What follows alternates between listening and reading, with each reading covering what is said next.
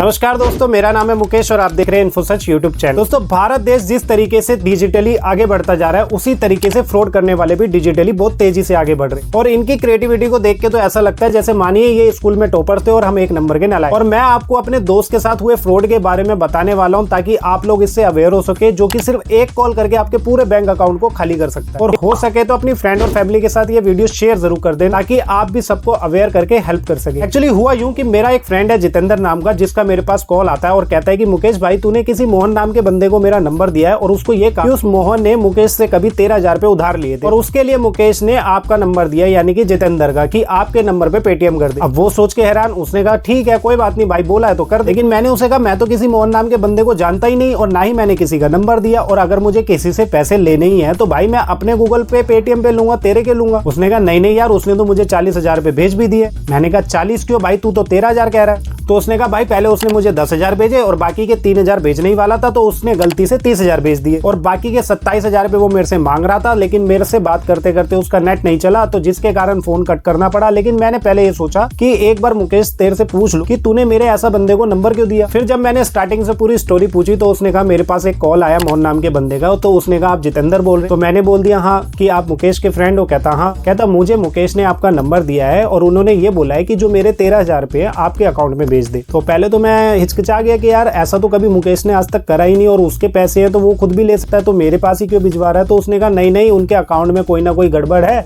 और वो एक्सेप्ट नहीं कर पा रहे हैं पैसे, तो इसलिए उन्होंने आपका नंबर दे दिया है। तो मैंने कहा ठीक है भाई भेज दो, कोई बात नहीं।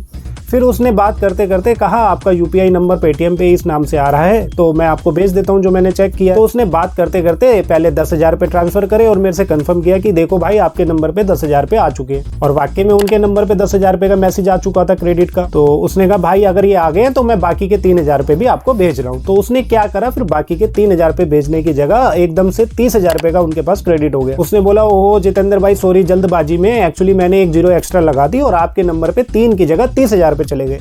तो उसने कहा कोई बात नहीं भैया, अगर आपके एक्स्ट्रा आ गए तो मैं आपको जो आपका बैलेंस है यानी कि जो 3,000 काट के बाकी के 27,000 रुपए मैं आपको रिटर्न कर दूंगा। तो उसने कहा हाँ ठीक है भैया, आप मेरे नंबर पे वापस भेज दो, मुझे जरूरी चाहिए भी और मैं जल्दबाजी में था तो इसलिए गलती से मेरे से पैसे ट्रांसफर हो गए।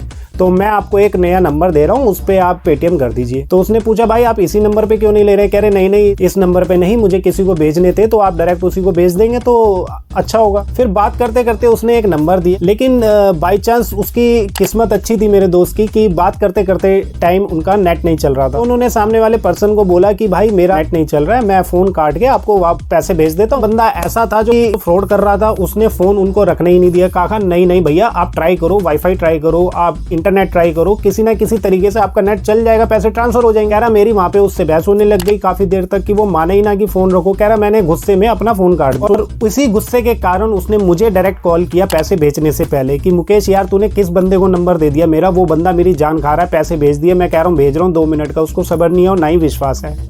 फिर मैंने उसे कहा भाई थोड़ा ठंडा रहा और मुझे पूरी बात बता एक्चुअल में हुआ क्या है, क्योंकि मैं तो किसी मोहन नाम के बंदे को जानता नहीं और हमारा फ्रेंड सर्कल भी ऐसा है जिसमें मोहन नाम का कोई बंदा ही नहीं है। तो दोस्तों इतनी बात चल रही थी, फिर मेरा दोस्त भी ज्यादा गुस्से में था, तो मैंने कहा आप उसको डायरेक्ट कॉन्टेक्ट मत करो और आप एक काम करो, जो 40,000 रुपए का अमाउंट आपको पेटीएम किया है उसने, आप एक काम करो मुझे भेज दो, मैं उसको पैसे भी भेज दूंगा और साथ में मैं बात भी कर लूंगा कि कौन मोहन है। क्योंकि यार कोई पैसे अगर भेज रहा है तो ऑब्वियसली बात है वो जेन्युइन बंदा होगा और सही में उसने देने होंगे, लेकिन किसी ने मेरे से बिना कॉन्टेक्ट किए कैसे दी थी ये मेरी समझ में नहीं आ रहा। अब हुआ यूं, मेरे फ्रेंड ने बोला ठीक है भाई मैं तेरे नंबर पे भेज रहा हूँ, तू अपने आप निपट ले, मेरे को बीच में घसीटने की जरूरत नहीं है। अब दोस्तों जब वो मुझे 40,000 रुपए भेजने लगा तो उसके पास इनसफिशिएंट अमाउंट का एरर शो करने लगा। वो सोचने लगा यार अभी तो मेरे अकाउंट में 40,000 रुपए भेजे, उसने अपना बैंक अकाउंट बैलेंस चेक किया तो देखा तो उसके अकाउंट में मात्र सिर्फ 29,807 रुपए बैलेंस पड़ा था। वो ये देख के हैरान की अकाउंट बैलेंस 29,000, अभी तो 40,000 रुपए का क्रेडिट आया था। फिर उसने अपने मैसेजेस को चेक किया जहाँ पे वो क्रेडिट के मैसेज आए। अब दोस्तों पहला मैसेज आया था उसके पास 10,000 रुपए का, उसके बाद सेकंड मैसेज आया था 30,000 रुपए। फिर उसने अपने बैंक के स्टेटमेंट को जाके चेक किया ऑनलाइन नेट बैंकिंग से। अब स्टेटमेंट में जाके देखा तो ऐसी कोई ट्रांजैक्शन ही नहीं नजर आ रही थी। अब वो फिर से टेंशन में आ गया, फिर से टेंशन में उसने मुझे कॉल किया कि मुकेश यार मेरे साथ तो ऐसा हो रहा है कि मेरे अकाउंट में बैलेंस तो शो नहीं कर रहा और अभी उसने मुझे अमाउंट भी भेजा। तो दोस्तों जो भी ट्रांजैक्शन से रिलेटेड उसके पास 2 क्रेडिट के मैसेज आए थे, मैंने उसे बोला वो मेरे साथ शेयर कर, बाकी मैं देखता हूँ एक बार क्या है उसके, क्योंकि उसमें यूपीआई नंबर और ट्रांजैक्शन नंबर जरूर लिखा होता है और अगर वो है तो हम कंप्लेंट कर सकते हैं बैंक में कि ये अमाउंट जो है हमारे अकाउंट में रिफ्लेक्ट क्यों क्यों नहीं कर रहा है। तो हुआ यूं, जब मैंने उस मैसेजेस को देखा मैं भी हैरान हो गया, क्योंकि यार यूपीआई से ट्रांजैक्शन करने पे तो इमीडिएटली अकाउंट में पैसे चले जाते, तो ऐसा अब हमारे साथ भी ये फर्स्ट टाइम हो रहा था। और विश्वास मानिए लास्ट तक मैं इसको समझ नहीं पाया कि एक्चुअल में ये फ्रॉड है। और जब मैंने इस मैसेज को ध्यान से देखा जो क्रेडिट के आए थे दोस्तों, उसको देख के जब मुझे डाउट हुआ, क्योंकि वहां पे बैंक की जगह मोबाइल नंबर लिखा हुआ। बैंक से क्रेडिट या डेबिट का कोई भी मैसेज आता है तो उसमें बैंक का नाम जरूर लिखा होता है। फिर मैंने क्या किया, मेरे पास जो क्रेडिट के बैंक के मैसेजेस थे वो मैंने चेक किया। और यहाँ फ्रॉडस्टर का आप दिमाग देखिए कि जो क्रेडिट और डेबिट के मैसेज जैसे हमारे पास बैंक से आते सेम टू सेम उसी फॉर्मेट के अंदर टाइप करके उसको भेजा हुआ था, लेकिन वो बैंक की जगह उसने अपने नंबर से ट्रांसफर किए हुए थे, जिस पे मेरे दोस्त का कभी ध्यान ही नहीं गया। तो पहला मेरा डाउट यहाँ पे गया। फिर सेकंड क्या हुआ, जब यूपीआई ट्रांसफर करते तो क्रेडिट मैसेज के अंदर आपका यूपीआई ट्रांजैक्शन नंबर लिखा होता है या यूपीआई रेफरेंस नंबर करके लिखा होता है, और इस मैसेज में यूपीआई की जगह यूपी लिखा हुआ था, जिसे देख के मैं 100% श्योर हो चुका था कि ये कोई ना कोई गड़बड़ जरूर है। और कंफर्म करने के लिए मैंने ट्रू कॉलर पे इस नंबर को डाला तो वहाँ सीधा सीधा दिखा रहा था फ्रॉडस्टर के नाम, और इस नंबर को ऑलरेडी रिपोर्ट किया हुआ था काफी लोगों ने, और वहाँ पे बहुत से लोगों ने कमेंट्स भी किए हुए थे।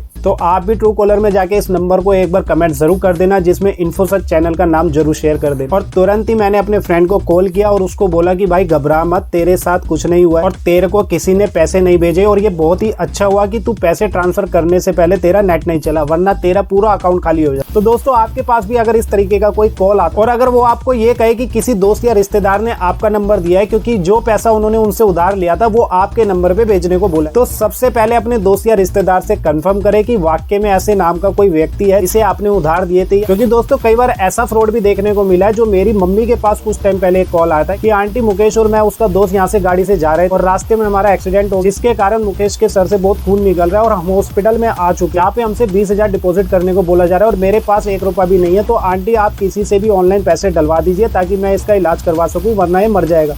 तो दोस्तों घबरा के मेरी मम्मी पापा सारे हिल चुके थे और उन्होंने तुरंत ही मेरे नंबर पे कॉल की। और मैं खुद अपने एक फ्रेंड के साथ वाकई में कहीं गया हुआ था, तो उन्होंने मुझे कॉल किया कि भाई कहाँ पे है, क्या हुआ, कैसे हुआ। मैंने कहा ऐसा क्या हो गया मम्मी, आप क्यों घबरा गए। उन्होंने बताया तेरे फ्रेंड का ऐसे ऐसे कॉल आया कि तेरा एक्सीडेंट हो गया, ये हो गया। मैंने कहा नहीं, मैं तो घर में बैठा हूँ और आराम से हम पार्टी कर रहे हैं। फिर मैंने उनसे नंबर वगैरह मंगाया तो देखा वो भी एक तरह का फ्रॉड था जो काफी लोगों के साथ हो चुका था आज तक, और हो सकता है कि आपने भी कहीं ना कहीं ऐसा सुना होगा। तो जहाँ भी पैसे का मामला आ जाए ना, चाहे वो किसी का एक्सीडेंट हो या कुछ भी हो, पहले एक बार जरूर कंफर्म करें कि वो लोग आपको सोचने का 1% भी मौका नहीं देंगे। जैसा कि इस केस में हुआ कि उसको फोन ही नहीं रखने दे रहा था, वो बंदा कह रहा था कि मैं ऑनलाइन बात कर रहा हूँ, आप बात करते करते ही पैसे को ट्रांसफर कर दीजिए, क्योंकि उसको पता है फोन रख के वो सामने वाले से कंफर्म कर लेगा। तो दोस्तों आपके साथ अगर किसी तरीके का बाई चांस फ्रॉड हो भी जाता है, चाहे वो सोशल मीडिया जैसे कि टेलीग्राम पे फ्रॉड हो जाता है या क्रेडिट कार्ड के थ्रू होता है या किसी भी तरीके का फ्रॉड होता है, तो उसके लिए साइबर सेल पोर्टल पे जाके जरूर कंप्लेंट करें, जिसके लिए मैंने एक स्पेशल वीडियो भी बनाया हुआ है कैसे आप साइबर सेल पोर्टल पे ऑनलाइन कंप्लेंट को कर सकते हैं। तो एक बार जाके इसको जरूर देखें। मैसेज या ईमेल पे कोई लिंक आता है तो उस पर क्लिक बिल्कुल ना करें, हमेशा सतर्क रहें। और इस फ्रॉड के बारे में बताने के लिए इस वीडियो को ज्यादा से ज्यादा शेयर जरूर करें ताकि आप भी किसी की हेल्प कर सकें। और ऐसी इंफॉर्मेटिव वीडियो के लिए चैनल को सब्सक्राइब करना ना भूलें।